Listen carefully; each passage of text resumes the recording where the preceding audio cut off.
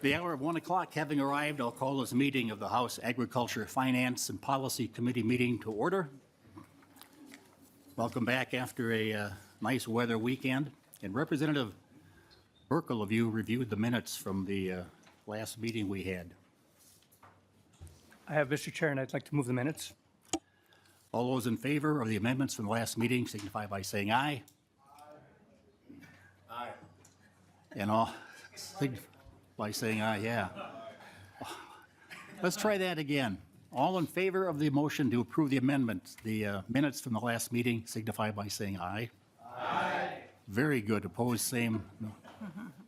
The amendments and they've been adopted. The results of the last meeting. Yes, it is a Monday, and we're going to get going here, and hoping we can have some working together. Wasn't real happy what happened this morning in the Ways and Means Committee, but we'll see what happens as we move along this committee and some good bills along the way. First up this morning is a bill by Representative Meyer, and by the way, Representative Meyer, thanks for the cookies. And first bill up is House File 3579, and who would like to move the bill? I will move House File 3579, and welcome Representative Myers, and let's hear about your bill. Thank you, Chair Anderson and Chair Hansen. I'm really excited to be here today. I was told I could do a couple puns because I did bring the cookies. So, this is a bipartisan bill. I do want to thank Representative Burkle as well as Representative Smith, and an unlikely pairing in the Senate of Senator McQuaid and Senator Westrom are carrying this bill and had a good hearing over there. Food shelves are near and dear to me. Been a volunteer for the last 10 years, sat on the board for the last several. I've seen the impact that our local communities can do, and I'm looking for always options and opportunities to grow the ability for food rescue or donations.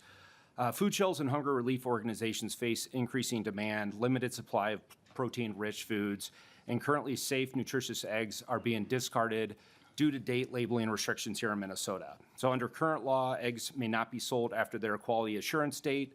The definition of sale includes donations, so eggs past their quality assurance date may not be donated. So this bill is looking for your support to modify the language that would allow eggs to be donated and distributed by hunger relief organizations past their quality assurance date to be donated past the labeled date. It's also going to maintain that food safety protection and expand access to that high protein that Minnesotans in need are looking for. And I do have one testifier. Good afternoon. Identify yourself and proceed with your testimony. Chair Hansen and members of the committee, thank you for allowing me to testify today in support of House File 3579. My name is Jessica Francis, and I am the Executive Director of Open Cupboard, which has locations in Oakdale and Maplewood. We operate a food rescue program that includes 17 grocery partners, 8 wholesale distributor partners, and 5 convenience store partners. Through our 4 core programs, our Today's Harvest Markets, our mobile food shelf, our drive-up service, and home delivery, Open Cupboard meets people where they are, ensuring fresh access to fresh and healthy food without cost or without barriers. Each week, more than 6,000 households turn to our Today's Harvest Markets as a trusted and welcoming food resource. By rescuing food that would otherwise go to waste and partnering with farmers and retailers, volunteers and donors, Open Cupboard is building community resiliency. Our markets are centered on fresh food, items that are highly sought after and best when they reach the consumer quickly. Our markets are open 6 days a week without appointment or geographic restrictions, making fresh food accessible in a dignified and welcoming environment. Today, the need for that access is greater than ever. 1 in 5 Minnesotans cannot afford the food that they need. In 2025, Minnesotans made more than 9 million visits to food shelves, setting a record for the 4th consecutive year. I know at our Maplewood location on Friday, we hit a record level of service just on Friday. Rising grocery prices and reductions in critical food programs have driven demand to historic highs, and food banks and food shelves across the state are operating beyond capacity. At the same time, sourcing food is becoming more difficult due to supply chain disruptions, climate pressures, and other factors that are beyond our control. That's why the reliable, steady supply of donations from retail partners is so essential. More than 30% of the food that we distribute at Open Cupboard comes from retailers in our communities who donate items from every department every day. These partnerships ensure that good food becomes meals rather than landfill, nourishing people while reducing waste. They are efficient, safe, and proven systems, and any opportunity to expand them benefits everyone involved. And so that brings me to eggs. Statewide surveys, our shopper feedback, our daily experience proves that protein is one of the most in-demand and hardest to access food categories for food shelf shoppers. Eggs are one of the most versatile protein sources that we can offer, making them extremely popular. But due to high prices and limited supply, there have been times where we've gone months without a consistent or affordable source. This bill is a no-cost solution at a time of unprecedented need. If passed, it'll allow retailers to donate eggs past the date on the package, eggs that are still safe and still usable, so they can be included in the dairy donations and distributed through local food shelves across the state. This will create a more consistent and reliable source of this much-needed protein, while also reducing food waste across our state. It's a win for retailers and food shelves, a win for the environment, a win for Minnesotans accessing food through our state's hunger relief system, and ultimately a win for Minnesota. Thank you very much for your time and consideration. Thank you, ma'am. Anybody from the audience who would care to testify on the bill? Representative Hansen. Thank you, Mr. Chair. Just a couple of questions, either the testifier or the department or the author. So we have the expiration dates for a reason for food safety. And the current law allows donation, but not continued sale. We have to stop selling at a certain. And I'm assuming the reason for that is because of food safety. We don't sell it anymore or don't allow those sales. So why would we allow donation to poor people if there's a food safety concern? Ms. Francis? Or Representative Meyer? Yeah, I'm happy to take that. You know, I worked with the department on this to make sure that we still have those parameters in place to ensure that food that's coming in is still safe. Working with them, they felt, you know, that they supported this language. As a, you know, doing a food rescue myself, you know, we run into those things. There's those extra parameters in there that, including the labeling and ensuring that they're maintained, that I think provides that safety. Follow-up, Chair Hansen? Thank you, Mr. Chair. And maybe if the department could point to what they feel is enough protection on the food safety. Anybody from the department want to come up? State your name, sir, and tell us where you work and who do you represent? Yes, thank you. My name is Levi Mull. I am the Assistant Director for our Dairy, Meat, and Poultry and Egg Inspection Program at MDA, Minnesota Department of Agriculture. To answer the question, there's a difference between food safety and food quality. And in eggs particularly, there are many studies by either USDA, AMS, and FSIS, as well as the Incredible Eggs, so it's the American Egg Board, that shows that eggs will last many weeks past the quality assurance date, and it's really a quality issue, and that's what the quality assurance date actually means, is that it's a quality issue, not a food safety issue, and we are in full support of the language as written. Chair Hansen? Thank you, Mr. Chair. I understand that about the food quality assurance. How do we ensure food safety for the donated eggs? Go ahead, sir.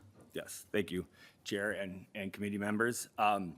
So the American Egg Board and USDA AMS requires that those eggs are refrigerated and they continue to maintain under refrigeration to keep the quality and the food safety of those eggs.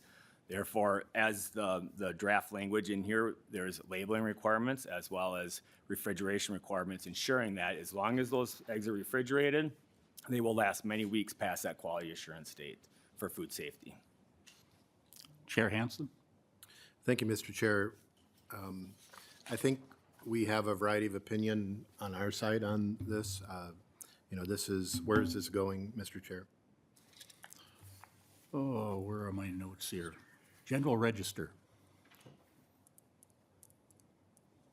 Okay. Thank you. Thank you, sir. Any other questions from members? Representative Burkle. Thank you, Mr. Chair. I'll be quick too. I just want to mention for the record that in a lot of cases, food you're seeing in the stores has either a best if purchased by, it's not necessarily an expiration date, it's more of a sell-by date. So it's just good to see that these eggs are going to end up being used by somebody who could really use them. In a lot of cases, consumers are bypassing because they have that choice. We heard that, we talked about that in committee a couple of weeks back. The choice of whether to buy the very fresh eggs or, go to the back of the shelf and put the egg, or buy the eggs that are a little less close to the expiration date, or the best by date, or the sell by date. So I think we have to differentiate between what people are actually buying and what we're actually donating here. This is a good bill, and it really makes sense for folks who are in need. Thank you. Comment, Representative Smith? Thank you, Chair, and thank you to the author, Representative Myers. Thank you for bringing this to me. I was happy to put my name on there as a co-author with you because members know I've talked about this a couple times on this committee. I think the primary focus we should have is helping people through a time where food insecurity is only growing worse in Minnesota. You go to your local food bank, ask them about usage rates, and they are increasing. And we are on the precipice of something that will increase even more. April 1st is when those work requirements I talked about a couple of weeks ago will go into effect for able-bodied folks under 65. The Strait of Hormuz has continued to be closed. We know that somewhere between 30 and 50% of the fertilizer that is globally traded goes through that strait at some point. So we know in this committee, if fertilizer goes up, food costs are going to rise. And if food costs rise, people aren't able to purchase the same amount of food they did previously. So a bill like this may seem small, but having more eggs at food banks could be lifelines for certain people in our state, Minnesotans, who need protein, and this is a very affordable protein that people can have access to. So thank you for this bill. I think this is the work we need to continue to do in this committee. Thanks, Representative Smith. Any other questions from members? Seeing none, final comments, Representative Meyer. Yeah, I just want to thanks everybody for the discussion. As I said, I've seen firsthand the increase in our local food shelves. It could be at Channel 1 Food Bank. It could be at West Tonka Food Shelf in my district. But I think this bill has seen broad support both from retailers, producers, hunger relief organizations. We can increase those donations, help reduce food waste, and align with food safety. So I'm hoping the members can see this bill as a vote sunny side up. After hearing that, I think the vote could be in doubt here, but all those in favor of, I would renew my motion that House File 3579 be referred to the General Register. All those in favor say aye. Aye. All those opposed say nay. The motion passes, and the bill is on its way. Thanks, Representative Meyer.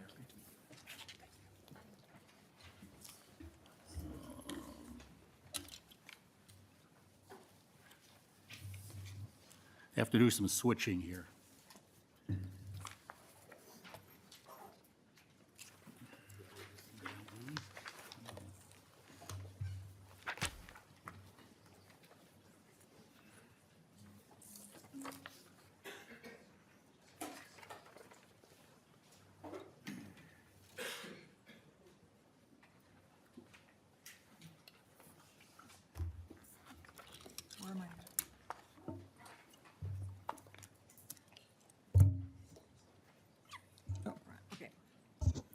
All right, the next bill on the agenda is House File 3549. Chair Anderson, would you like to move your bill?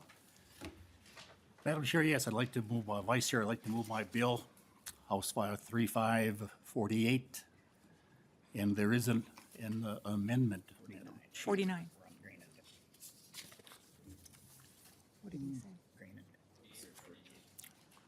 48. 40. Chair Anderson? We are on House File 3549. Oh, I didn't hear you. Other pile. Yeah, Madam Vice Chair, I'd like to move the bill, House File 3549, and I do again have an amendment for this bill as well, Madam Chair. All right, Chair Hansen moves that House File 3549 will be referred to the General Register. Chair Anderson, would you like to move the A1 amendment? Yeah, I would, Madam Vice Chair, move the A1 amendment, and it just makes a minor change in the bill. I think gives it a little bit more teeth, if you will.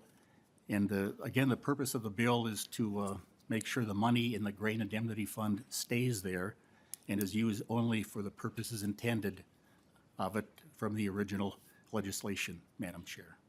All right, thank you. Chair Anderson moves that H 3549A1 amendment to get the bill in shape he would like. Is there any discussion? All right, hearing none. All those in favor say aye. Aye. All opposed say nay. The motion prevails and the amendment is adopted. Chair Anderson, please present your bill as amended. Thank you, Madam Chair. House File 3549 is a realization that things happen in the world that we can't control. And it has to do with farmers who sell product, in this case grain, and they don't get paid for it through no fault of their own. We had a company this past summer in Nebraska that declared bankruptcy. And the latest numbers as of this morning I got from the Department of Ag, the total claims put in by Minnesota producers are $1.1 million. And some of those claims are for grain sold outside the state, but so for claims here in Minnesota by Minnesota producers, is $842,000, which is a considerable sum of money. And the original Grain Indemnity Fund was passed bipartisanly, I think, 3 years ago. The state put in the original $10 million, and the fund has been growing ever since that time with interest. And I believe the amount in the fund right now is about $10.8 million. And it's growing with the interest, but now there will be money taken out of it when these claims are paid, and hopefully some of that is going to be restituted back again to the state.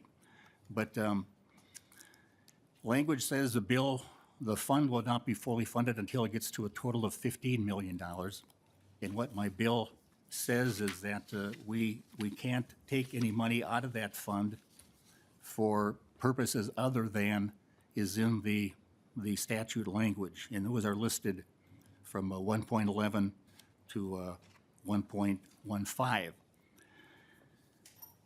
And I'm just concerned that especially in these difficult times when a lot of production by farmers is done at below cost of production prices, that if we were to be hit again by another fee being collected to replenish this fund, it would not bode well, not sit well with the farmers in Minnesota. So all my bill does, Madam Chair, is to put a few guardrails around what the bill can be used for. And we did take some money out of it last year, I will say that it went to help cushion the increases for grain inspection fees of elevators in Minnesota. But with the bankruptcy of the firm in Nebraska, I think it illustrates how quickly the fund can be drawn down, and we need to keep the interest in that fund until it reaches the full funding of $15 million.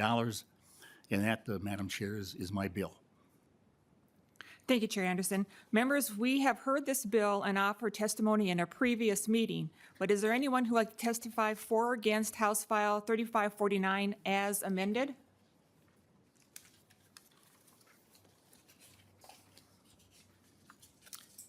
Seeing none, are there questions from members for the bill author? Representative Hansen? Thank you, Madam Chair. I'm going to recommend a no vote. Times are difficult all over. We have had several attempts to fund food programs here. It doesn't make sense to lock up money, $15 million for the future. I think we've got tough decisions ahead, maybe this session and future sessions, as the consequences of federal action or inaction are happening. So I would recommend a no vote. Chair Anderson? Thank you, Madam Chair. Well, Chair Hansen, I respectfully disagree with you that legislatures put money into funds for certain purposes, and I don't think it's right that we raid those funds. You tried, I think it was 2 years ago, to take money out of the fund for another purpose, and that was voted down. And like I say, we did take money last year for a related purpose, but I just think in this downturn in the ag economy, it would not do well to say that these funds are open to being raided and the interest taken from them to go to other purposes. The money in the fund should stay in the fund. I strongly believe that, and that's where I stand, Madam Chair. Thank you, Chair Anderson. Oh,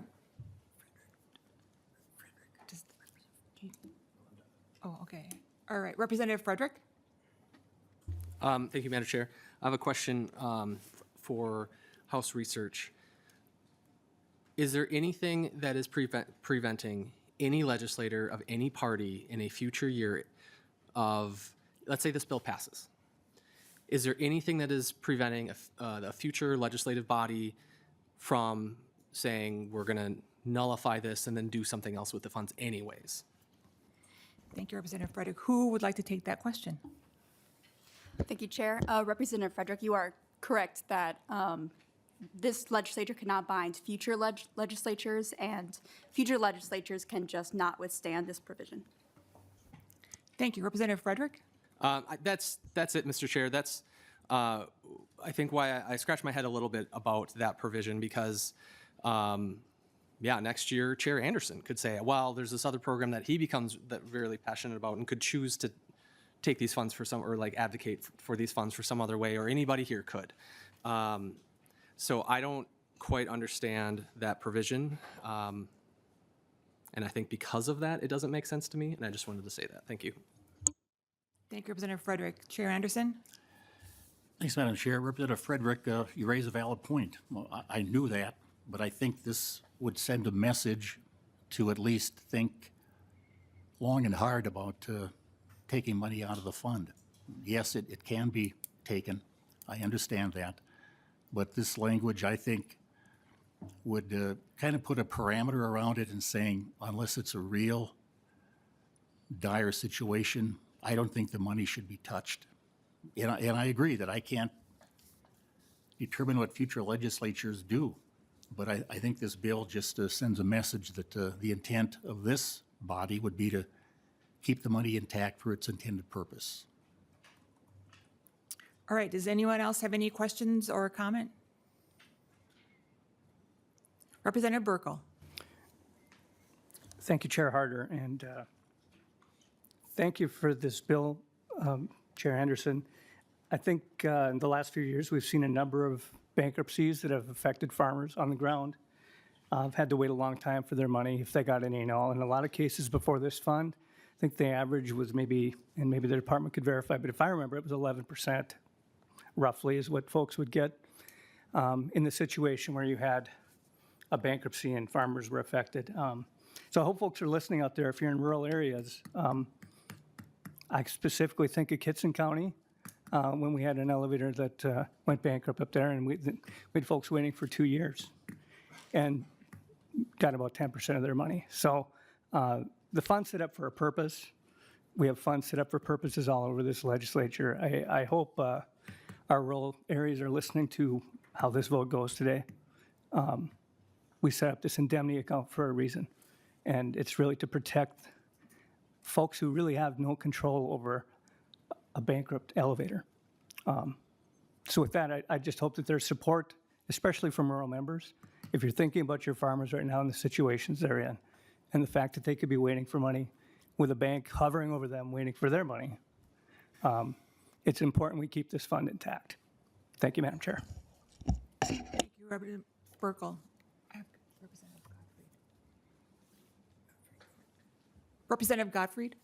Thank you, Madam Chair, and thank you for this good discussion today. And you know, I agree with you, Representative Burkle. This is the Grain Indemnity Fund, and I think its purpose is already written within the title of the fund itself. So much like my colleague, Representative Frederick, I don't understand a piece of legislation that says, "Yep, this is indeed the Grain Indemnity Fund that we have money in." So to me, this bill doesn't feel like it actually addresses a problem that we have. The Grain Indemnity Fund is the Grain Indemnity Fund, and nothing that we do in this bill today prevents future legislatures from tapping into it or not tapping into it. So I appreciate the intent of the bill, but I don't know that it actually accomplishes what the goal is here today. And to me, it does not feel like an effective piece of legislation to prevent what it is trying to prevent. And for that, I will be voting no on this. Thank you.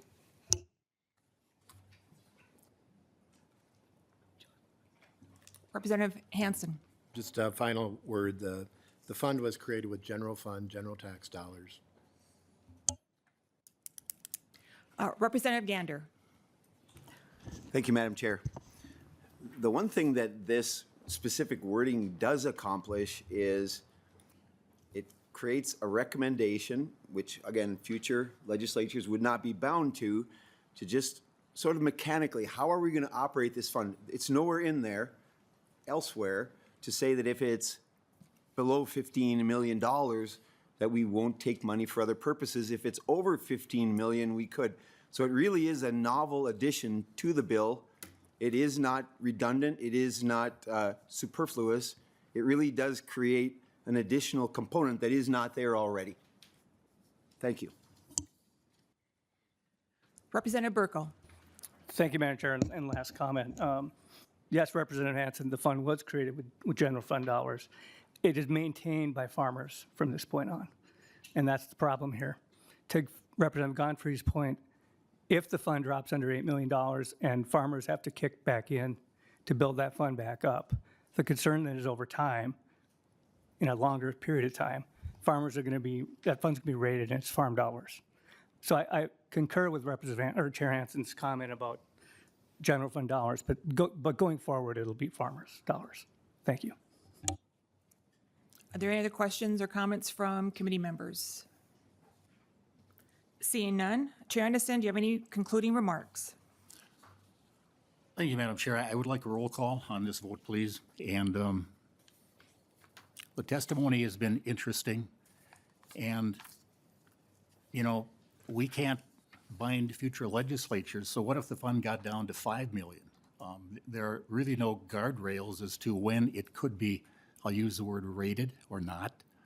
And current law gives Commissioner Peterson the authority on, I believe it's July 1st of any year that the fund drops below $8 million. And I don't think anybody in that position would relish the thought of adding a fee onto the production that farmers sell, especially in these times of really difficult finances for people in agriculture. I renew my motion that this bill would put a little more teeth into not being as apt to raid this fund in future years. And it would be my hope, Madam Chair, that future ag committees would see this as a fund that they should not raid, even though there's nothing that prevents that from being done. But again, being the ag committee, advocating on behalf of farmers and all, I think this bill would make sense and provide some comfort as this fund sits there, going to be rated, going to be utilized now for about $1 million to pay this latest bankruptcy. get the fund down to close to 9 million. And one more instance could put it down to the area where it may have to be the fee assessed on farmers. So with that, again, Madam Chair, I renew my motion that House File 3549 as amended be referred to the General Register. All right, Chair Anderson renews his motion that House File 3549 as amended be re-referred to the General Register. A roll call being requested. There will be a roll call. Representative Anderson. Oh, Anderson, aye. Representative Hansen. No. Representative Harder. Aye. Representative Smith. No. Representative Egbadje. No. Representative Burkle. Aye. Representative Frederick. No. Representative Gander. Aye. Representative Gottfried. No. Representative Jacob. Representative Lawrence. Representative Lee. Lee, no. Representative Nelson. Nelson, aye. Representative Vang. No.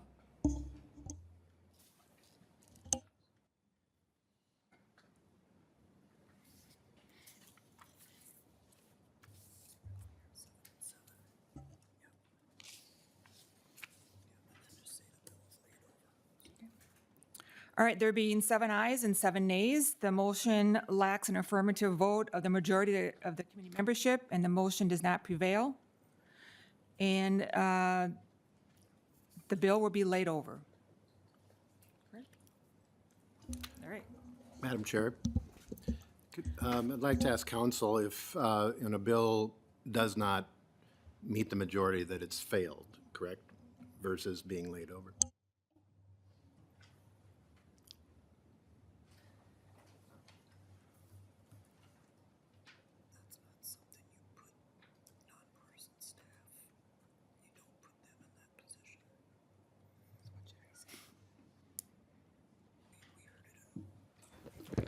Chair, I'm not sure right now. I could get look for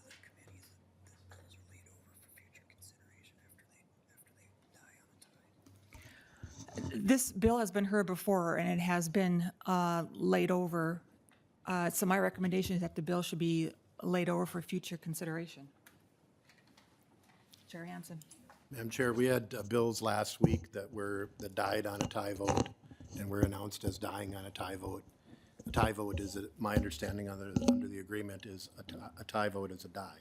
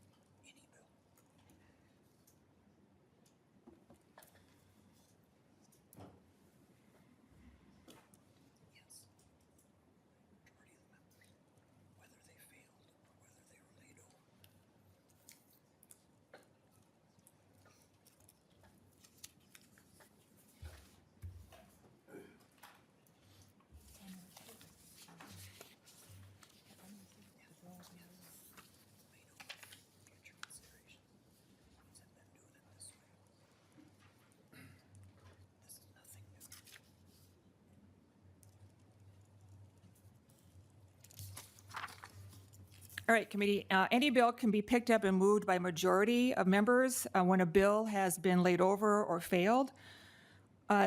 Other committees have been doing it the same way, where they have laid over bills that have not received the majority, and I will reiterate, this bill will be laid over for future consideration.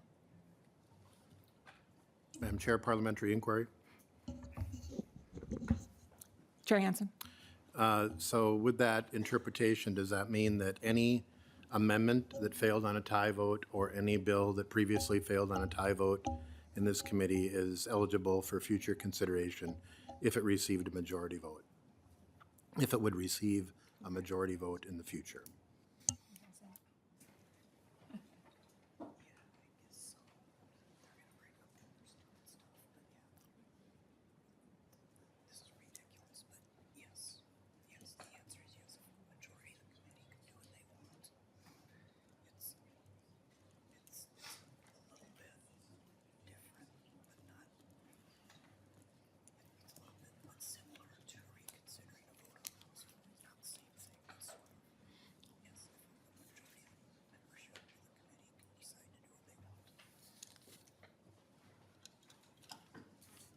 Chair Hansen, the answer would be yes, if the majority of the committee approves.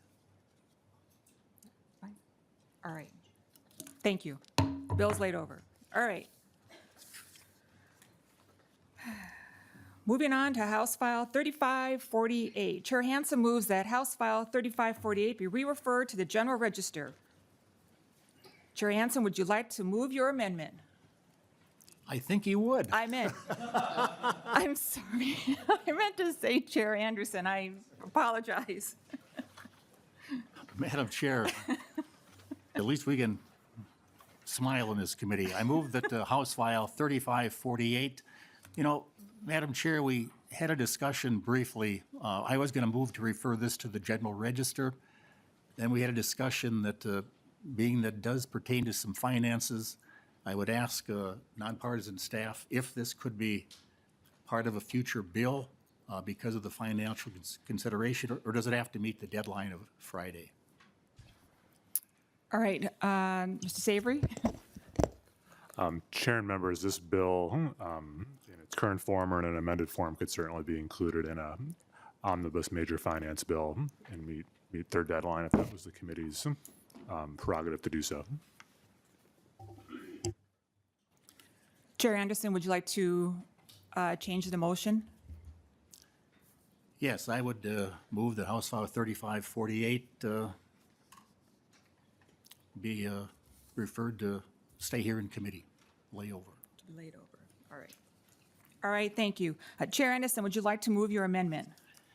Yes, Madam Chair, I have the A1 amendment here, and it is a DE. And we've done a lot of work on this since the first time this bill was heard. Chair Anderson, I apologize for interrupting you, but we have the DE amendment. Yeah, We should take that one up first? yeah. The DE1, Madam Chair.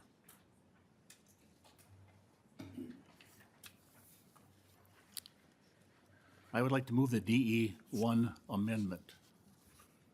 All right, fantastic. Chair Anderson moves the DE amendment to your amendment, Chair Anderson.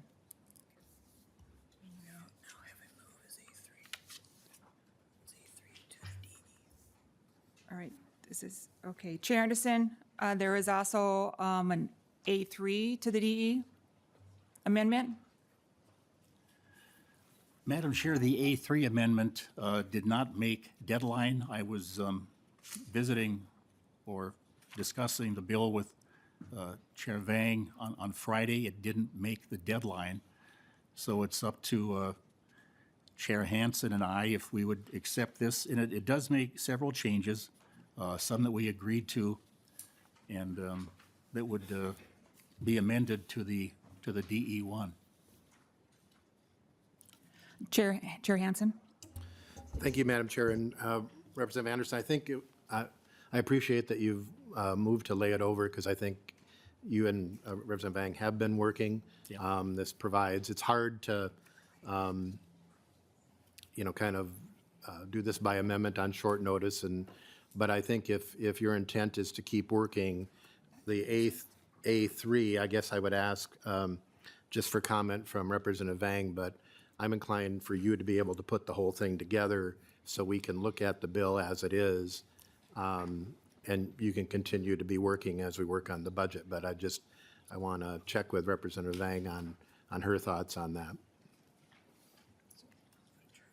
Representative Vang. Thank you, Madam Chair. Yeah, and I think Chair Hansen, you are correct. And thank you, Chair Anderson, for working with me over the weekend on this too as well. And so happy to put it in the shape that the author would like it to be first, and we can have further discussion. Representative Hansen. Thank you, Madam Chair. And then, so Chair Anderson, we would, even though it's after deadline, we would support the A3 to the DE1, to get the whole thing in the shape you would like. Thank you, Representative Hansen. Is there any further discussion on the A3? If not, Representative Anderson, would you like to explain the A3? Well, there's some punctuation changes, but the main change would be on page 4, line 12. And this is one area that we're still discussing. And I met with the department, and I've met with Land Stewardship, Farmers Union, and discussing how much to keep in reserve for those that may have a purchase agreement. The department talked about 50%, Land Stewardship mentioned 25%. Chair Vang wasn't comfortable with either of those numbers. In my amendment, dropped it down to 40%, but then the A3 adds the words may reserve up to 40%. So I think that gives the department a lot of leeway in how they would handle those applications, both those that had a purchase agreement and those that didn't. The original language was requested by the department, and again, we're making a compromise here and with that language, but again, that's not been totally agreed to yet. But I think the highlight of the bill, and the biggest thing as far as I'm concerned, would be on the page 4, lines 26 through 30. And going back into the past history of this program, I got this from the department, that a lot of the funds have been turned back unused because they cancel out at the end of the 2-year biennium. So in 2023, $21,500 was canceled back to the general fund. And last year in 2025, $801,000 was not used and canceled back to the general fund. And what this does is moves out the date that the department can still use the funding. It doesn't cancel out, and it's available until June 30th, 2029. And I think that could be extended to June 30th of 2030. So that is a key part of the bill that would allow the funds to be used over multiple years and not be turned back to the general fund. So I think that's one provision we all would get behind and support. And with that, Madam Chair, I would stand for questions. All right, Chair Anderson moves that H 3548 A3 amendment. Is there any discussion from members?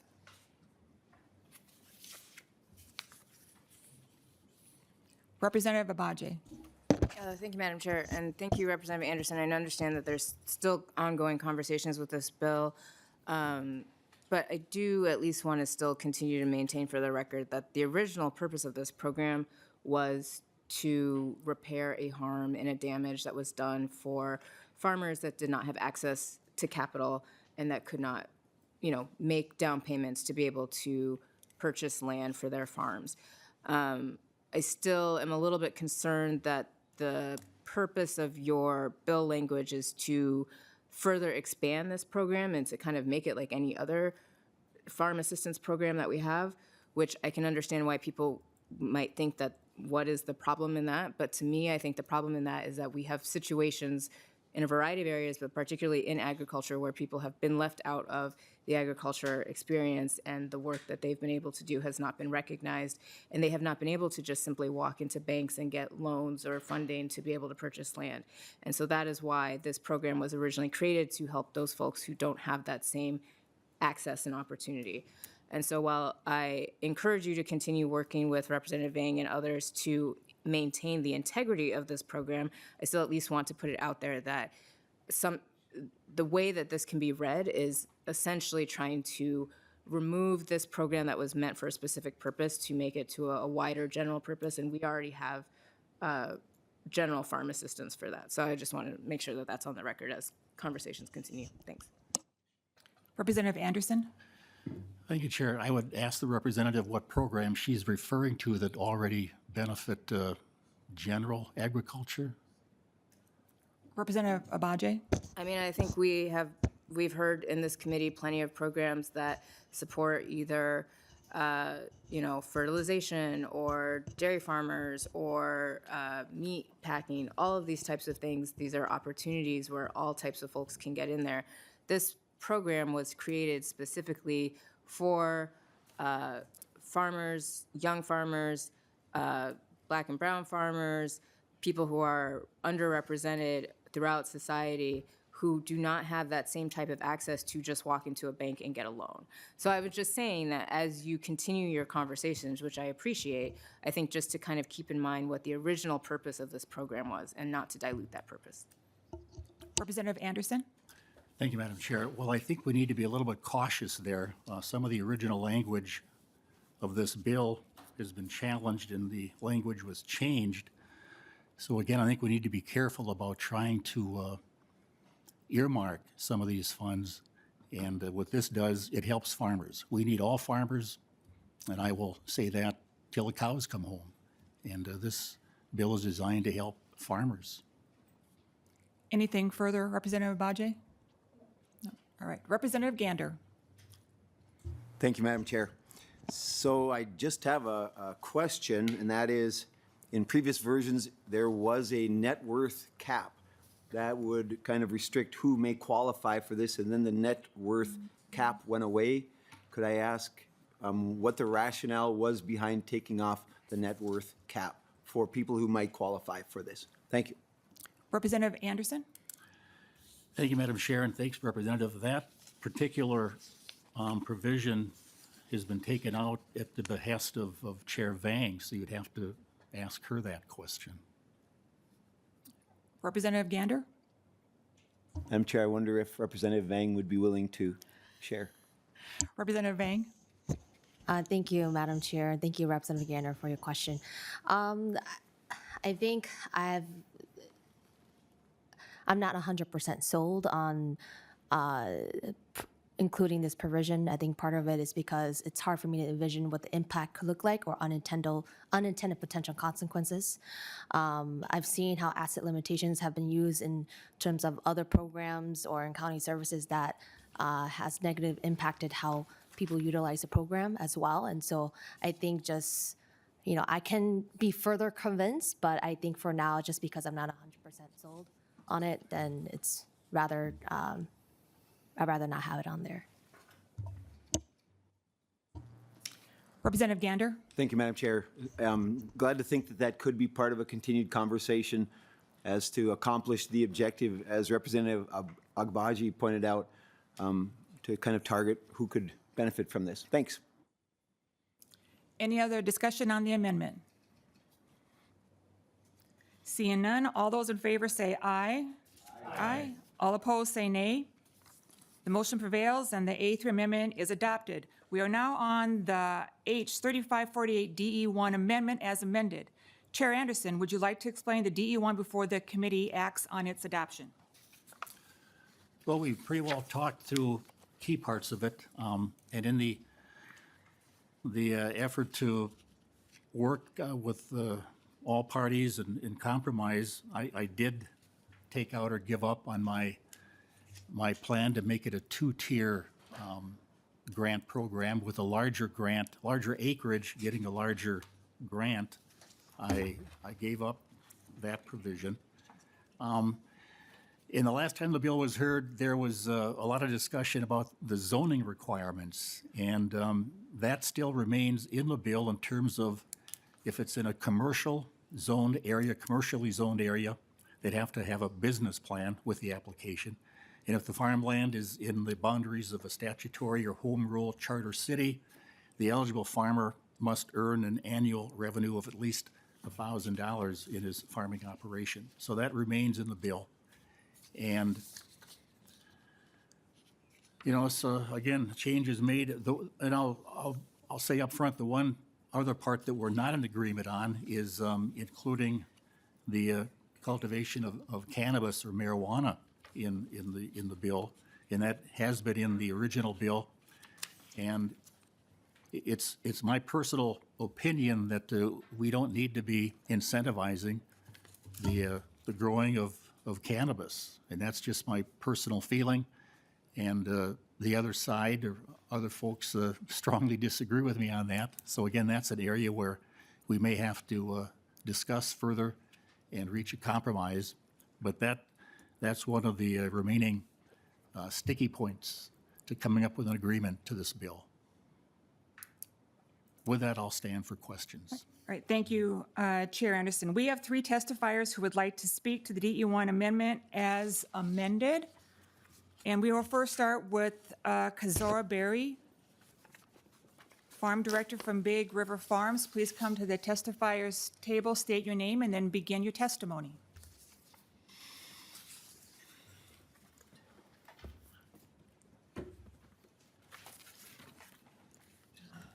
Thank you, Madam Chair. My name is Gajo Berry, but you could say Kazua or Kajo is fine. In committee, thank you for allowing me this opportunity to come and testify today. I'm the farm director at the food group. We are a nonprofit, and I oversee all of our sustainable agricultural department. And Big River Farms is one of those programs. We're located in Marina and St. Croix, where we run an incubator training program. And an incubator is not an egg chamber. In this instance, it's actually a business model where we allow farmers to come and utilize the infrastructure and the land access piece to grow their business there. But we have a comprehensive training program that is certified under the Rural Authority. So meaning if farmers go through our training program, should they ever seek out funding opportunities through the state and the county, then our program and our curriculum basically certifies that. Every year we serve about 25 to 30 small farms, and they go through our program. And we average about 2 to 3 farms that actually, we call it like graduate, where they find land, either long-term or they secure it through like buying land. And the buying part is it's always more rare because it's harder to do so, especially for farmers that just face so much barriers and challenges, which fits the profile of all of our farmers. They are 100% of them work off-farm, so they farm, but they also have off-farm jobs. And so it's really challenging for them to continue to scale up and build their businesses without adequate support and resources. So basically with the land access piece with our program, we do allow, leasing to a certain amount of time, but farmers want to scale up. Farmers are only allowed to farm up to 2 acres at Big River Farms, but if they can buy land elsewhere, they are basically securing land for themselves where they can get, more acreage and they can increase their businesses. And also it ensures the security for investment and return. So basically, if farmers own land, they can invest by perennial systems, meaning growing asparagus, strawberries, or fruit trees. That would be theirs. Whereas if they are renting land and they're doing that, that investment doesn't come back to them because the landlord can essentially just kick them off of the land, or they can be displaced and et cetera. The down payment assistance, though, I would say this grant is vital to many of our farmers, as land access has been named as the top barrier to farming for them. I would say that when this program came out a couple of years ago, it was a perfect timing for one of our farmers who spent already a couple of years looking for land, and just the affordability or finding the land that fits her need for her farming. This program came just in time for her to be able to buy it with the support of this program. And, you know, she started with just selling to Roseville High School or Roseville area. Now she's selling at Mill City. She has multiple wholesale contracts, and she just moved her farm to that land from Big River Farms last year. So this program is not that it's not meaningful at all. It is very meaningful to all of the farmers that can find a way to access this. We support the addition of the readiness requirements for the applicants. This, you know, it really reflects and aligns with like the programming that we have at Big River Farms. So we train our farmers so that they are ready to be able to receive this kind of funding and support.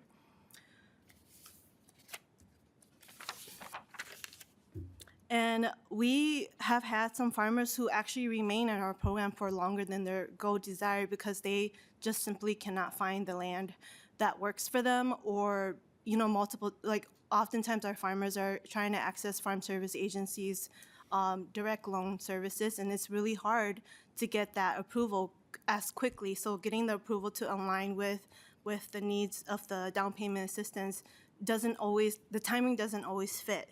So we're supporting and asking for that extension. Typically, the program runs from like October through April, and that's only 6 months. And that's also, we live in Minnesota, so like it's snowing in winter time, and so it's really hard to find land where you can imagine that you're going to be growing on that soil if you cannot see that soil. So really requesting for an extension for that time, and we support that. And then we also support the prioritization for applicants that have farm sales between 1,000 to 100,000. And that will hopefully ensure that our farmers, that people who actually do want to farm and build their business, are the priorities of this project and program. And lastly, the grant that is, you know, your adjustment for it to be awarded up to 40% of the purchase price is better than basing it on acreage. And we do recommend keeping the cap at $20,000 so that we can ensure that more farmers can access this. And we do know that $20,000 is meaningful no matter the price range of the land that the farmers are seeking. And so, again, thank you so much for hearing this out, and thank you so much for this opportunity. Thank you for your testimony. Next up is Stu Lowry from Director of Government Affairs, Minnesota Farmers Union. Please state your name for the record and begin your testimony. Thank you, Chair Harder and members of the committee. For the record, my name is Stu Lowry, Government Relations Director for Minnesota Farmers Union. And on behalf of our organization and our members, I want to thank this committee for your continued work to strengthen the down payment assistance program. This is a powerful program, both for those who are selected to receive a grant and for those communities that they end up farming in. We all know this here, but it bears repeating that it's hard to earn a good living as a farmer. You know, most farms aren't hosting a retirement plan or those kind of benefits. Instead, the promise of agriculture is being able to own your land and invest in that, right? That's also what allows you to invest in infrastructure, as Kazua talked about, to invest in the health of the soil and to invest in your community. So I really think we're all stronger when folks can achieve that dream of farm ownership. And I want to thank Chair Vang, because in creating this program, she created that opportunity for so many folks that wouldn't have been there otherwise. So, you know, the challenge, of course, as with so many programs that are created, right, is that there's a limited amount of money, and you have to choose who receives it and who doesn't. In this case, that's by a lottery, and so not everyone gets that grant. In fact, a significant proportion don't get the grant. So from our perspective, the most important thing is to ensure that the money that you all fought for last session, the $1.2 million for this upcoming year, gets out to farmers who can go use that and make sure that they're getting on the land. So, you know, that, and to echo other testifiers, but means some basic readiness requirements. It also means extending that timeline as we've talked about. And I'll just close. This is a powerful program. I've heard both from members who've received it and are thrilled, folks who hope to receive it in a future round.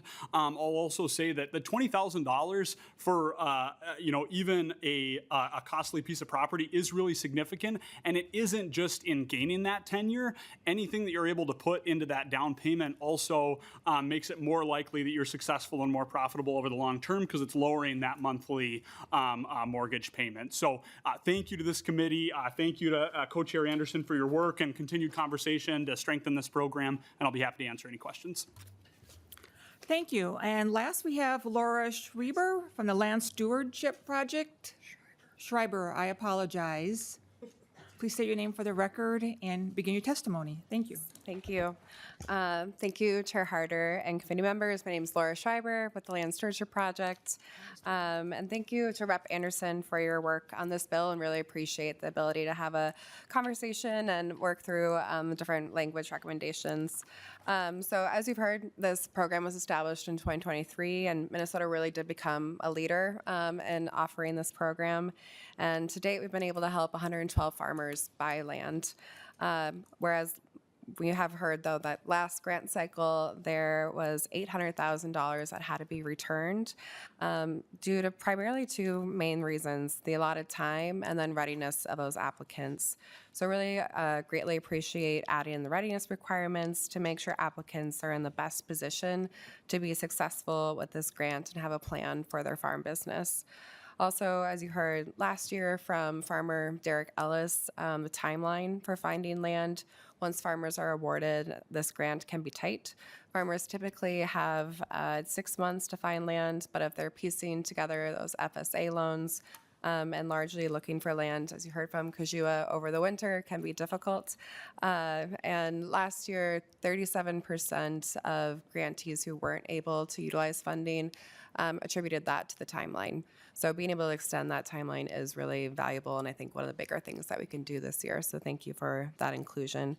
A few suggestions just to offer for the set-aside, adding in the set-aside for priority applicants, so those who are making $1,000 to $100,000 in farm sales, just be able to prioritize this funding to go to folks who need it most.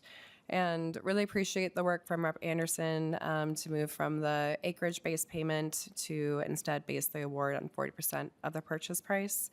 And as Mr. Laurie recommended, $20,000 is, I think, a really impactful funding amount. So knowing that there has been over 400 applicants for this program, 112 people able to actually receive the award, recommend capping it at that $20,000 so more farmers can be able to go out and purchase land.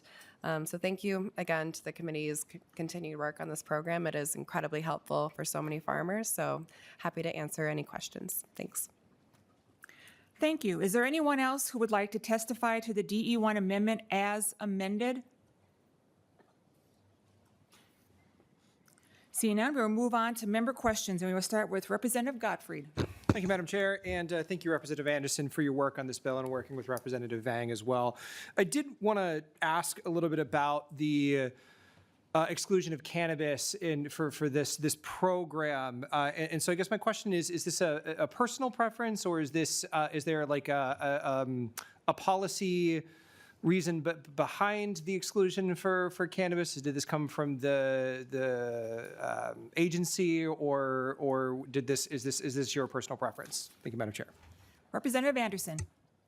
Thanks, Madam Chair. Representative, I guess I'd have to say it's my personal preference, and I do have to wonder, when this bill was passed a couple years ago with this language in it, at that time I believe it was still probably federally against the law to grow it. I'm not sure on that, but I suspect that may be the case, because it was just recently the feds ruled that it could be grown. So that would be my thought, that we don't need to incentivize the production of that particular crop, my opinion. Representative Gottfried. Thank you, Madam Chair, and thank you, Representative, for that answer. No, I appreciate, or Chair, for that answer. No, I appreciate it. And from my perspective, I'm not a cannabis user, and I do think emphasizing agriculture that grows food is where my preferences would lie. But at the same time, I do wonder if we're doing a disservice by putting this caveat into this particular bill. Just a couple of things to throw out there. As we're talking about entry of small farmers into various agricultural industries, including the cannabis industry, Going back to the intended purpose of this program as it was originally crafted, we are seeing an underrepresentation of black and brown farmers. And this holds true within the cannabis industry as well. I just pulled up some quick statistics. 38% of cannabis business owners are people of color, yet only 18% of total funding goes to quote unquote minority owned businesses. And so there's a steep underrepresentation as far as the funding that they receive. And I think, well, maybe not the intended purpose of this carve out from this program, I think that only furthers that trend. And then if we're talking about more largely about the consolidation of the cannabis industry, cannabis is a growing industry throughout our entire country right now.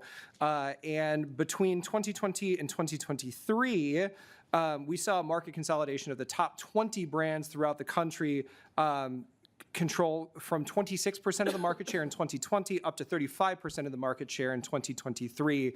We do not yet have numbers in 2026, but I imagine that consolidation will continue. So as we're talking about how do we get smaller farmers into the agriculture business, I don't know that we should be excluding industries that are legal as we are continuing to have these conversations and preventing Minnesotan farmers from entering a $149 billion industry. I think I would highly encourage you to talk to Representative West, Representative Hansen about their work that they have done in the cannabis industry and trying to set that up here. I don't think that this exclusion really serves the market development that we are trying to do in the state of Minnesota as it pertains to legal cannabis. So just would encourage as you continue to have these conversations to keep those things in mind. And with that, thank you, Representative Hansen, Chair Hansen, or Anderson, excuse me, I'm doing it too. Chair Anderson and Chair Harder, thank you. Representative Anderson. Well, I'm sure Chair Hansen agrees with me on this one, but anyway, a couple of things. I'm not trying to prevent cannabis growing, certainly not trying to prevent it. I'm just saying, should we be incentivizing it? There's a difference. The other thing you mentioned, this program has been in effect for 3 years, and you say there's been very little impact by those that grow cannabis. Well, they've had access to the program for 3 years and evidently haven't made big inroads in utilizing the program. So again, it's an area we're going to be discussing and working on. So thank you. Any other members have questions about the DE1 amendment? Hearing none, Chair Anderson renews his motion to adopt the H 3548 DE1 amendment as amendment. All those in favor say aye. Final comments? No, I'm getting there. Pardon? Right there.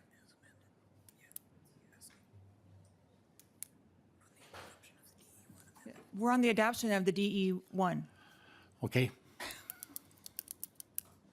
Okay. All right, all those in favor say aye. Aye. All opposed say nay.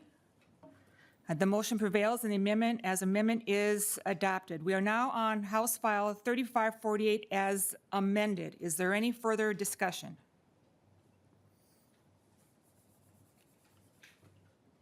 Chair Hansen.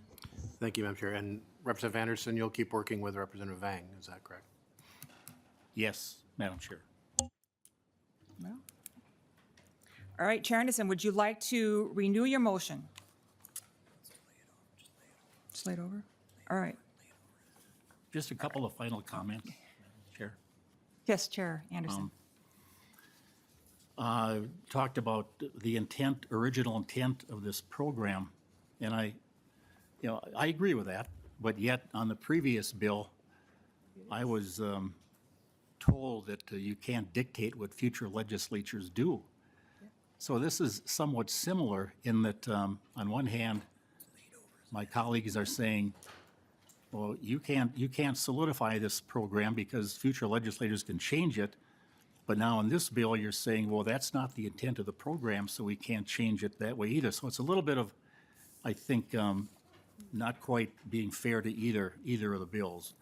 And my last comment, Madam Chair, the comment was raised that the priority was for smaller farmers, and I would draw members' attention to page 3, line 34, that says priority will be given. Those that have incomes, between $100,000 and $100,000, and those who produce industrial hemp, cannabis, crop block grant, fruit, vegetables, tree nuts, dried fruits, medicinal plants, culinary herbs, spices, horticulture crops, floriculture crops, and nursery crops. That's still in the bill. That language is still in the bill, ladies and gentlemen. So with that, Madam Chair, I renew my motion that House file is amended, 3548 be laid over. Thank you, Chair Anderson. House File 3548 as amended is laid over.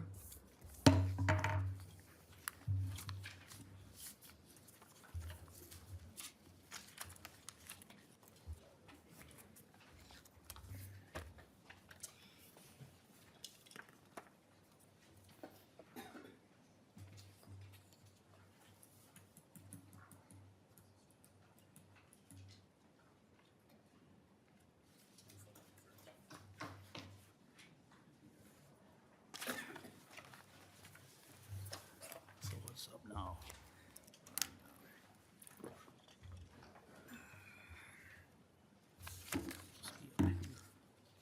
Yes, right here.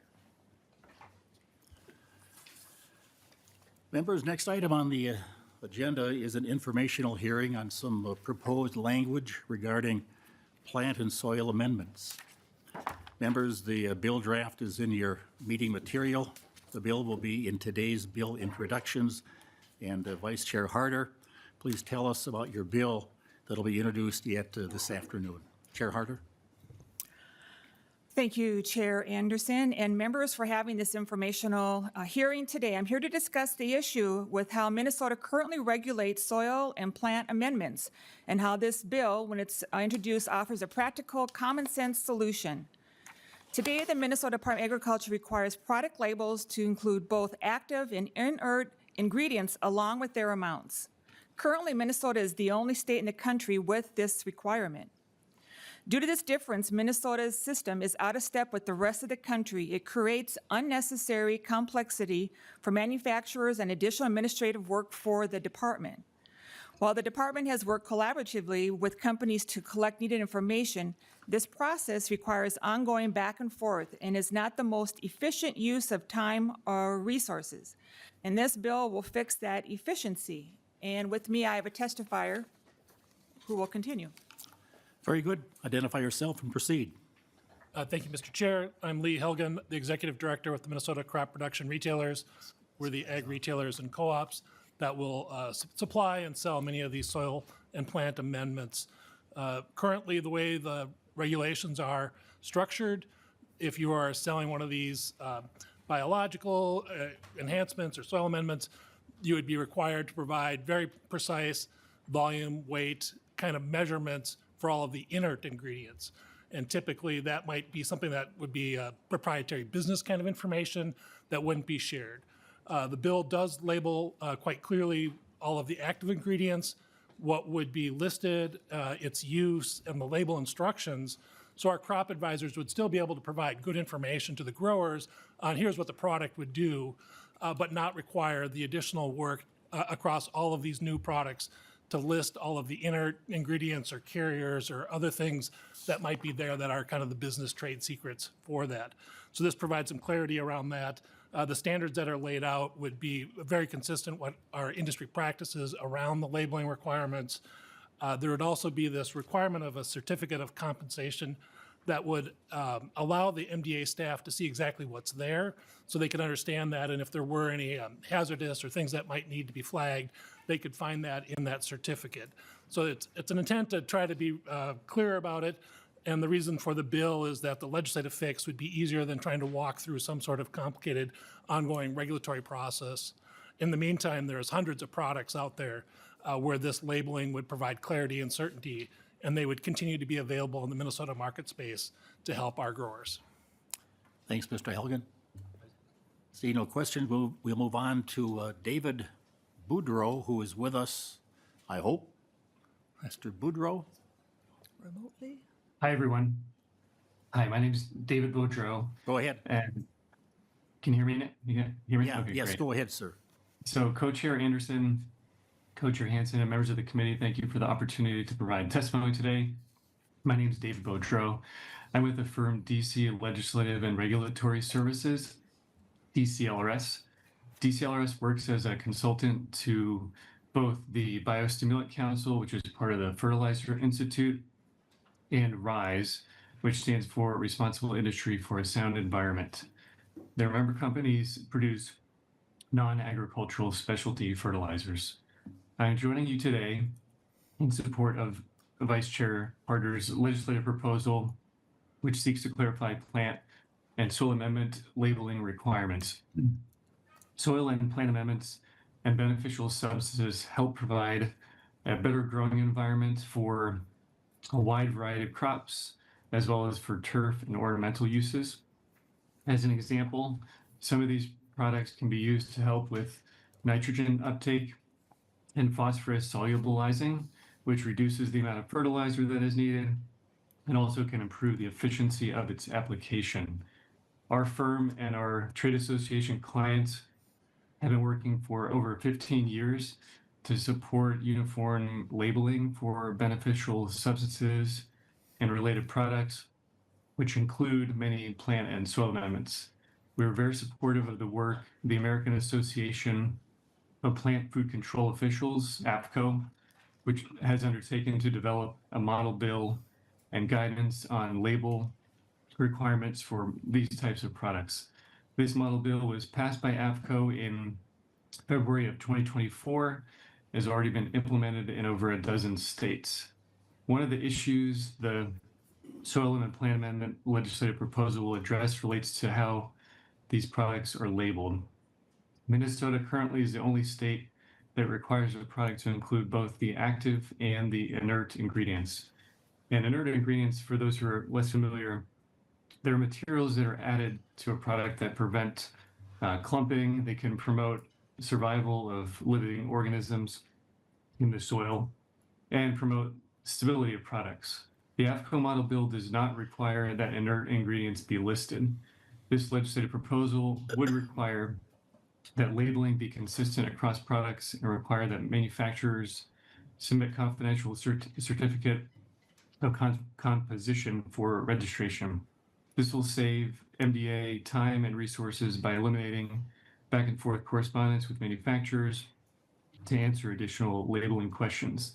This would also help align Minnesota's guidelines with those of APCO, leading to more uniformity across the states.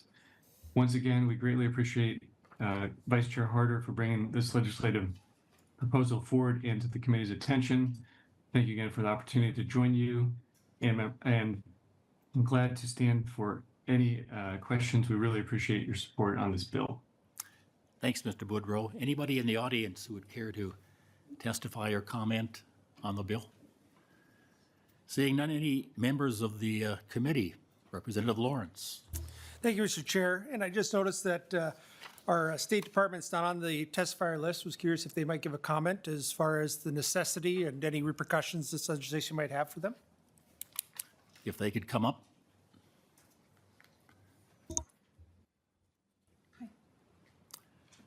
Welcome, Mr. Jessup. Identify yourself and proceed.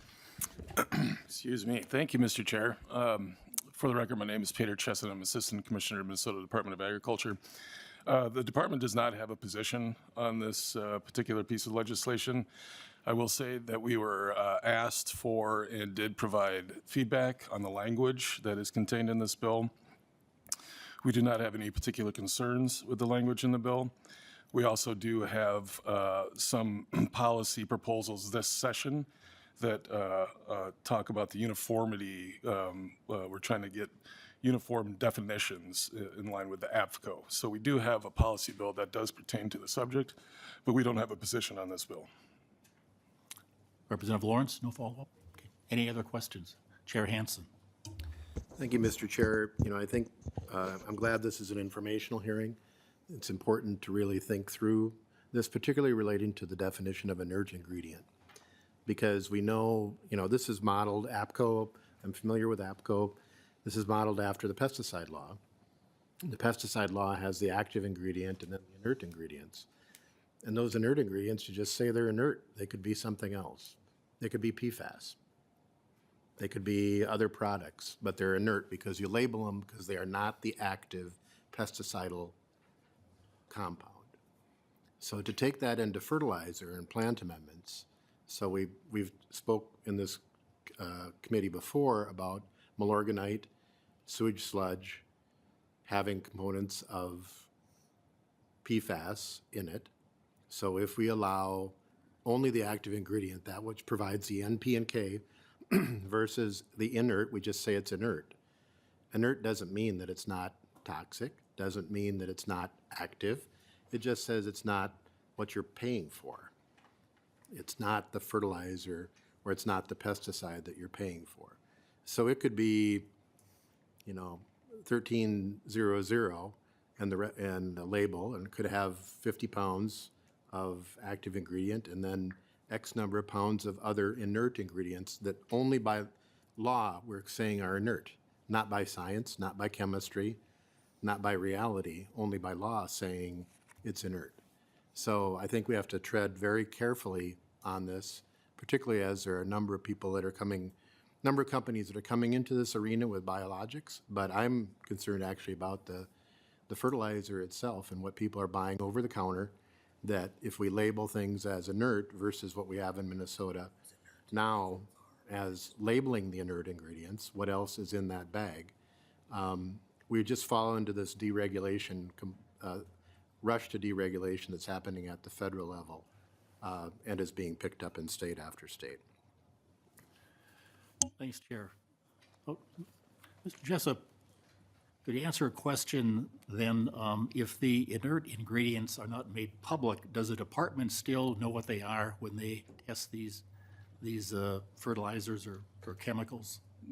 Mr. Chair, committee, that is correct. I mean, currently we work with registrants to determine what are both active and inert ingredients in all the products that we regulate. Under, I believe, the language of this bill, they would be required to submit a certificate of composition, which again would list, should list the inert ingredients as well. It's something that our team works on already in terms of understanding what is in the products we regulate. Thank you. Any other questions from members? Representative Hansen. Thank you, Mr. Chair, and just Mr. Kethis, but the public wouldn't know anymore, right? It just would say inert. The label wouldn't define the inerts. You would know in the department what the inerts are, but when they go and buy it, it would say inert ingredient. Mr. Jessup. Mr. Chair, Co-Chair Hansen, under this bill, that would be correct.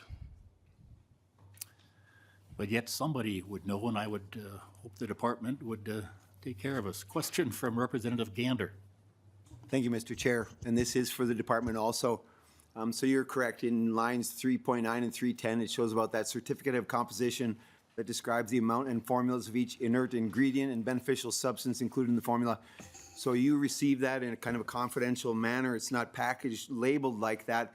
Then what do you do with that information? If it was a prohibited substance or other dangerous component, would you take action upon that or just file it away somewhere? Thank you. Mr. Jessup.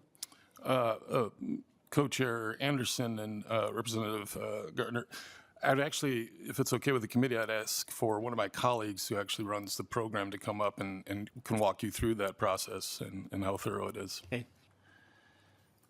Our clock is ticking. This is an informational hearing. We'd like to hear your answer. Go ahead, ma'am. Identify yourself.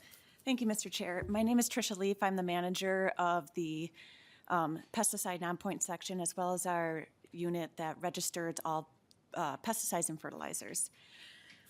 So any inert ingredients that we receive in the certificate of composition would continue to go through a review process the same way they currently do. And anything that is an ingredient of concern, we would go back to the registrant. In addition, all manufacturers are required to let us know if the product contains intentionally added PFAS, regardless of whether it is listed on the label or not. Thank you very much. Representative Gander. Thank you, Mr. Chair. No further questions. Thanks. With that, Chair Harder, any closing comments? Thank you for your presentation. Thank you also to your testifiers. Yes, thank you, Chair Anderson and members for hearing this information today. Once this bill is introduced, it will improve efficiency and aligns Minnesota with national standards and maintains regulatory oversight and supports both innovation and agriculture productivity. By streamlining the process, the bill allows the department to focus its resources where they matter, reviewing products and ensuring that they are safe and effective. Importantly, this bill does not reduce transparency for consumers. What users currently see on labels will not change. And thank you again for your time and consideration. Next bill on the agenda, House File 3566. Vice Chair Harder, please move your bill. Thank you, Chair Anderson and members. We have heard this bill before in the committee. And just a reminder that this bill came up because of an article that came out, and yes, it was in 2019, where there was some vandalism. And so from there, this bill was created, and I believe right now, the article that this bill stems from is being passed out to you to review. And there have been some questions about that perhaps public safety should review because there is a fine with that. And so I move that House File 3566 be referred to the Committee on Public Safety, Finance, and Policy. Any questions for the bill author? Chair Hansen. Thank you, Mr. Chair. So I think with this going to public safety, we have some members with a variety of concerns on this. You know, I think our members are going to vote their conscience on this when it's going to public safety. I would just state, you know, this is a 7-year-old article that I think in the prior committee, no one was convicted, no one was charged. So we have reporting, but without a charge or conviction. But I think with the motion moving to public safety, we'll have a variety of votes. Thank you, Chair Hansen. We did offer public testimony in a previous meeting on this bill, but we'll offer one more time. Is there anybody in the audience who would care to testify for or against House File 3566? Seeing none, Vice Chair Harder, closing comments, and please renew your motion. Yes, thank you, Chair Anderson and members again for listening to the bill and the information that was handed out to you. And I renew my motion that House File 3566 be referred to the Committee on Public Safety, Finance, and Policy. Vice Chair Harder, that is her motion. All those in favor of the motion say aye. Aye. Those opposed? No. The motion prevails. The bill is on its way to public safety. Thank you. Next up, House File 4388, Representative Nelson at the table. And please move your bill, sir. Thank you, Chair Anderson and committee. I move that House File 4388 be re-referred to the Committee on Environment and Natural Resources, Finance, and Policy. Representative Nelson, please tell us about your bill.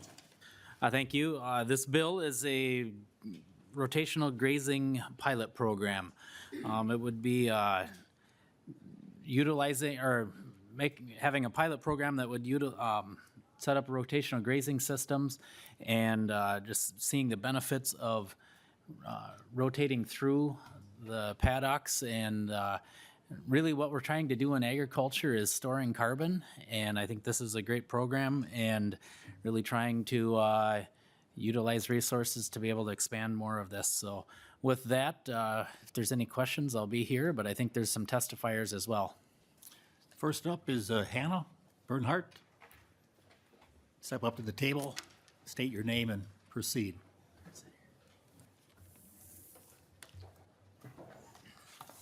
Thank you, Chair Anderson and members of the committee. For the record, my name is Hannah Bernhardt, and I run Medicine Creek Farm in Pine County. And this is my son, Harvey, who's on spring break this week. I raise grass-fed beef and lamb and pastured pork and direct market all my meat products to enthusiastic Minnesota customers. My customers buy from us specifically because they value our regenerative grazing practices, which benefit soil health, wildlife habitat, water quality, and animal welfare.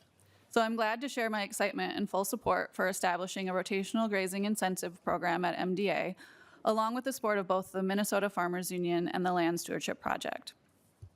Briefly, for those unfamiliar with rotational grazing, this is a soil health practice that uses temporary electric fences to subdivide pastures into smaller paddocks. Livestock spend a day or two grazing the paddock before moving to the next, and then aren't allowed back into the area they grazed until the grasses have had time to recover and regrow. It may sound like a simple idea, but it has amazing benefits for grass-based ecosystems because it mimics nature in the way that bison graze the tallgrass prairie.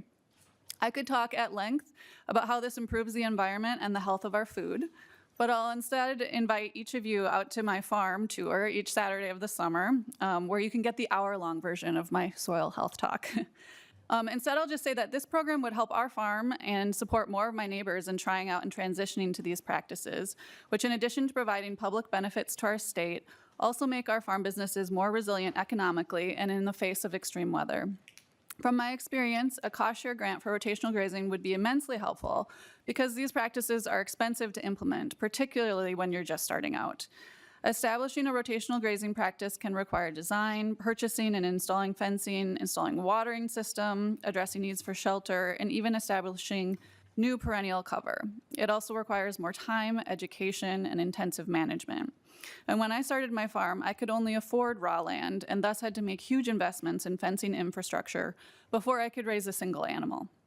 So a cost share can be invaluable to help get over that initial hump of financing. That said, and important to note, these practices can pay for themselves over time. We know that once investment is made, it'll be easier for farmers and ranchers to continue going forward. It improves the amount of forage you grow, it reduces your feed costs, and it increases your land's carrying capacity so you can feed more people in the future. But as previously mentioned and bears repeating, cost share is worthwhile because we know these practices have a public benefit. They help improve soil health, reduce nutrient loss, improve biodiversity, and make our farms more resilient to both drought and flooding. And I also want to highlight that this has the potential to be particularly helpful to young and beginning farmers. The young farmers in my network are often starting out with livestock because you can add them back to an existing operation, you can start small, or even add grazing on cropland with cover crops. I can think of a lot of new farmers who would take advantage of this program, including my apprentices, who sought out the opportunity to work and learn at my farm because they one day hope to run their own grazing operations. And finally, I know that this is appropriating out of LCCMR, and a new project from the legislature isn't how projects are typically brought forward, but that's why I'm glad that Minnesota Farmers Union worked with MDA to submit a proposal for the upcoming cycle. However it comes about, this would be a meaningful addition to MDA's programming, and I thank Representative Nelson for bringing it forward and for the opportunity to testify, and I hope we can continue working on this idea with you, and I would be happy to take questions. Thanks, Ms. Bernhardt. Did you say your son's name was Harvey? Harvey. Harvey, step up to the microphone there. Can you tell us your favorite part about living on a farm, and you're raising cattle, right? What do you like to do to help out? Every day now I've started, we have a dog, she just got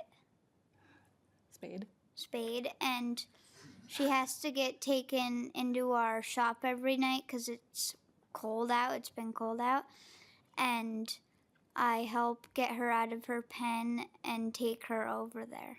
Okay. What kind of a dog is she? A livestock guardian dog. So she protects the sheep. Well, not yet. She will.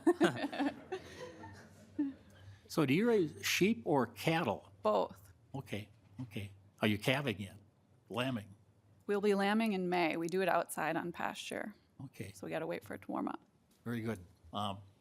Questions from members? Anybody in the audience? Yeah. Next testifier is Mr. Peterson. Thank you, Harvey. Take care of your dog, okay?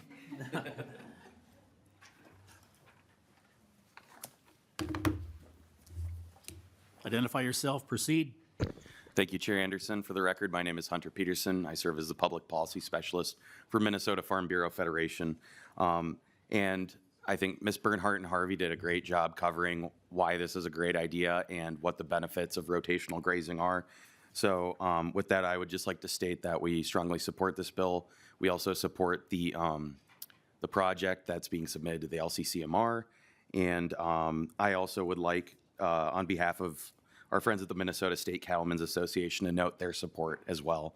So with that, Mr. Chair, I'll conclude my testimony. Very good. Questions from members? Chair Hansen. Well, today is an ironic day because here we're taking money from another trust fund that's in a different committee to fund an ag program. And the value of rotational grazing, I think people know. We've had several LCCMR projects that have been funded over the last 10 years that have looked at this. But, maybe Representative Nelson, I think there's another fund within the ag jurisdiction with general fund where you could find $2 million, but not the environmental trust fund. So, we all voted on the constitutional amendment to dedicate dollars, lottery dollars, to the trust fund. We had the LCCMR, some changes to that bill to make it more accountable. And here we have a legislative appropriation. So I think there's two questions here. One is the appropriation of money from the Environmental Trust Fund, and then there's the actual merits. So if we believe we shouldn't be taking statutory appropriations out of the Environmental Trust Fund, then we vote no. Because if we pass it out of this committee, then we're saying this committee is okay with taking the money out of a different committee to fund a project in our committee out of a constitutionally dedicated dollars, regardless of the merit of the program. Any further questions? Final comments, Representative Nelson. Thank you for hearing this bill, and I would encourage you, if you do have a Saturday free, to head up to Finlayson and take a tour on the farm there. I've seen the benefits of rotational grazing. I've known about it, but if you're a science nerd, Hannah will give you the scientific reasons behind it, and I really enjoyed it. But it's a great learning experience, and I think. Being able to see that in person and be able to expand this, I think it's a great opportunity to do good for the environment. And with that, I would renew my motion that House File 4388 be re-referred to the Committee on Environment and Natural Resources, Finance and Policy. That is the motion from Representative Nelson. All those in favor say aye. Aye. Opposed, same sign. No. Motion prevails. Division has been called for. All those in favor, raise your hands.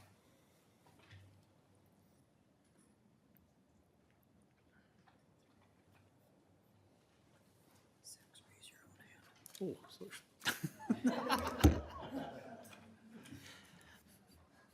how do you know how I was going to vote?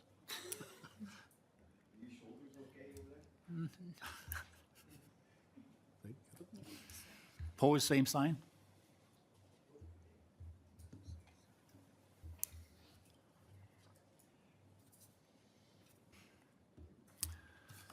There being 7 ayes and 7 nays, the motion does not prevail. And Representative Nelson, your bill is laid over. Well, thank you, Mr. Chair. And while it's disappointing, I hope that we can still keep working on this. The Thanks, bill Chair. is still in our jurisdiction. Yeah. And we have a minute here.